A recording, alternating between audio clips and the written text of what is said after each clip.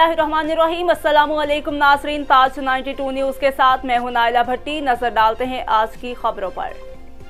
टंडोलायर से तारक हमीद अब्बासी की खबर शामिल करते शहबाज कॉलोनी में बगैर बारिश इलाका समुद्र का मंजर पेश करने लगा। म्यूनिसिपल कमेटी का अमला गायब, इलाका मकीन परेशान, कोई परेशान हाल नहीं।